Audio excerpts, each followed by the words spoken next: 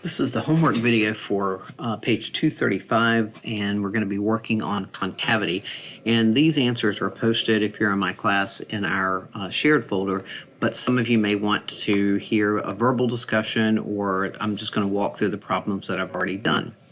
So we know for concavity, we are looking for the second derivative is a good reveal for concavity, unless we have a first derivative graph. But if we don't have a first derivative graph, and we don't here, we're going to use the second derivative to determine concavity. And just as a reminder, after we find the second derivative, we're going to set the second derivative equal to 0, or figure out where the second derivative is undefined. This will lead us to possible points of inflection. Notice it's possible points of inflection, and then we're going to test those possible points of inflection out on a second derivative number line, and we're going to look for the sign, positive or negative, of the second derivative. So in number 11, we have an original function f of x, it's cubic. The first derivative is, by the power rule, 3x squared minus 12x plus 12. We're going to the second derivative because we're looking for concavity, so we're going to use the power rule again, and the second derivative is 6x minus 12. I'm going to set the second derivative equal to 0, and when I do, I get a possible, that's a possibility, point of inflection where the concavity might change. So I'm going to create a second derivative number line. Notice that we're always going to put our names on our number line, so we keep the first derivative information straight from the second derivative. My possible point of inflection, 2, goes on the number line. I'm going to choose a number in each region. So for example, I might choose -1 in the region on the left, +1 in the region on the right. I'm going to substitute my chosen numbers into the second derivative, and so if I substitute -1 in for x, I get a negative outcome, which tells me that the original function, remember everything is always about the original function, the original function is concave down in that region. Same thing, I'm going to take the 1, substitute into the second derivative, the output is positive, so that tells me that the original function is concave up. So I actually have some idea of what this function looks like. So we have a cubic function that's concave down and then concave up, and we can sort of see that shape forming on the second derivative number line. All right, moving on to number, let me find my mouse here, moving on to number 13. In number 13, again, same process. This time we have a function that is fourth degree. And so we're going to use the power rule to find the first derivative. So that gives me x cubed minus 4x. We're going to use the power rule to get to the second derivative, which gives me 3x squared minus 4. We're going to set the second derivative equal to 0 in order to find possible points of inflection. And remember, because of the square, when we take the square root, we're going to get a positive and a oops, not right here, haven't taken the square root yet. In the next step, we're going to get a positive and a negative. Make sure you get that, because it will throw your answers off big time if you don't get all the possible points of inflection. I'm creating my second derivative number line, and I'm going to name that second derivative number line. I'm going to put my possible points of inflection on that number line. Now you may be looking at the number -2 over the square root of 3 and thinking, I don't know what that value is. Well, then choose a ridiculously negative number, like maybe -100, so you know for sure it's less than what you have here. Substitute that value into the second derivative, and the second derivative is right here. So when we square that negative, we get a positive times 3 minus 4. That's going to create a positive, so the original function is concave up. An easy number between these two is 0, which gives us a negative output when substituted into the second derivative, concave down, and a number greater than this, maybe +100, gives us a positive output in the second derivative, and so the original function is concave up. I have my sentences here with my justification, where the concave down and the concave up interval, justifying by the second derivative either being negative right here, or justifying because the second derivative, I think I got a cutoff when I captured that, is greater than 0. Points of inflection are where the concavity changes sign. I don't have to state for the points of inflection, I don't have to state from positive to negative or negative to positive, because for points of inflection, if the second derivative changes sign in any way, you have a point of inflection.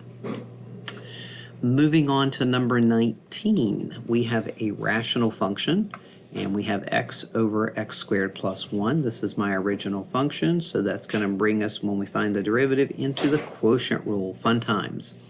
So we have down d up minus up d down over down down, and we do need to clean that up because we got to go to the second derivative. So if you distribute and combine like terms, this is your cleanup of the first derivative, and we have another quotient, so go slow because you've got a squared quantity in the denominator. So I have down d up minus up d down. Now the d down requires the chain rule because I have an inside-outside function. So there's my 2 to the first power, leave the inside alone, times the derivative of the inside. And then the denominator, because it was squared, when we square it again, it now goes to the fourth power. So yes, this one's probably the most involved. It's not that it's that difficult, it's just got more steps to it. So I am going to need to square the binomial, and then I'm going to distribute where I need to distribute. Looks like right here, and keep distributing and cleaning and distributing and cleaning. And yes, it gets kind of messy. So I finally, after distributing and cleaning, will get it down to here. That algebra is good for you. All right, so I'm going to set the numerator equal to 0, and that's what I'm doing right here. And when I set the numerator equal to 0, I see I have a common factor of 2x. This is my GCF, so I'm going to factor it out. And that leaves me with this trinomial. I can factor the trinomial into two binomials right there. So I'm going to set 2x equal to 0, so that gives me x equals 0. I'm going to set x squared minus 3 equal to 0. That gives me plus or minus square root of 3. And over here on the right-hand side, have a good day, Emily. X squared plus 1 will never equal to 0, because if you subtract 1 from both sides and take the square root, you can't take the square root of a negative number in the real number system. So these are my possible points of my denominator. Yeah, the denominator is also the same factor, because I should check where the denominator is equal to 0, but since it's the same factor as x squared plus 1, I'm good to go. And then those numbers are going to, those possible points of inflection are going to go onto my number line, which you can see right here, negative square root 3, 0, positive square root 3, choosing a number in each region. And then this is my not suggestion, what am I trying to say? This is my, let me erase that. Advice, thank you, I couldn't think of the word. My strong advice, the easiest place to substitute the numbers is in the factored form of your second derivative. Wait a minute, we also need my denominator. So you want to think of it as 2x times x squared minus 3, x squared plus 1, or is that cleaned up after I reduce? No. Yep. Over x squared plus 1 to the fourth power. Now, the denominator is always going to be positive because we're squaring whatever number we substitute, which is forcing the negatives to go to positive. We're adding 1, and then we're going to take it to the fourth power. So the denominator is always positive. We don't have to worry so much about that. But when we're substituting numbers, let's say I choose negative 100, and I substitute a negative 100 here. So far I have a negative, squaring, subtracting, so I have a negative for the first factor. If I substitute negative 100 in here, I get a positive for the second factor. And if I substitute a negative 100 in here, I get a positive, and a negative times a positive divided by a positive is equal to a negative. And so you can see that's what's happening there. So you just got to be a little bit more determined on this one because it has more algebra and certainly more places where you could make a mistake. And then I have my justifications written up with the supports of those. All right, let's go on to, we have two more, I believe. Number 21 involves trigonometry. So we have our original function, sine of x over 2. We're going to need the chain rule here. So the derivative of the outside, the derivative of sine, is cosine of the angle multiplied by the derivative of the angle. So remember, x over 2 is the same thing as 1/2 x, and the derivative of 1/2 x is 1/2. So that's where this 1/2 is coming from. That's the first derivative. All right, I'm going to clear these annotations. And then I'm going to find the second derivative. Again, chain rule is going to be necessary. The derivative of cosine is negative sine of the angle multiplied by, now remember there was already a 1/2 here. So I'm going to multiply by the derivative of the angle, which is another half, and a half times a half is where the 1/4 is coming from. This is my second derivative, which I'm going to set equal to 0. So first, I'm going to multiply both sides by -4 to get rid of that coefficient. And then I have sine of my angle equal to x over 2. Now let's think about that for just a second.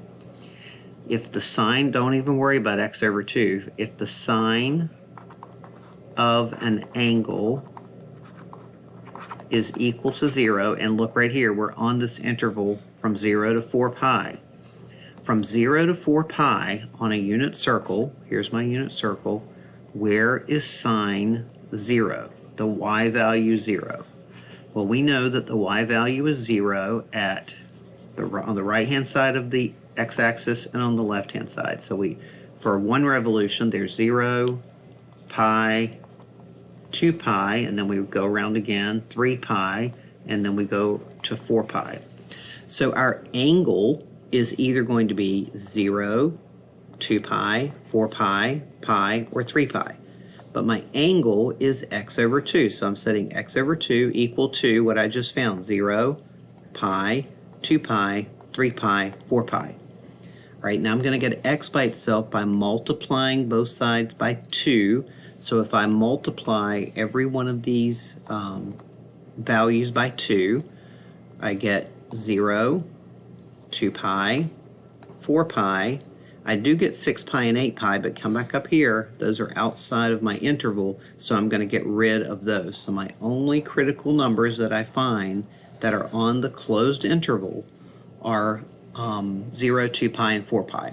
So instead of the number line going from -infinity to infinity, it starts at 0 because they gave me a closed interval on this one, just because the trigonometric function is cyclic and it keeps going concave up or down, up, down, up, down, up, down, up forever. So we're just getting a small window. So those are my points of inflection. I'm going to choose a number that is in between 0 and 2 pi. Any one of our special angle measurements that we're going to substitute into the second derivative. The second derivative is, let's write that down, -1/4 sine of x over 2, and then we're going to substitute the value that we choose in there and decide positive or negative. And then finally, number 27, we have x minus ln of x. We're looking for the concavity, so the first derivative, the derivative of x is 1, and the derivative of ln of x is 1 over x.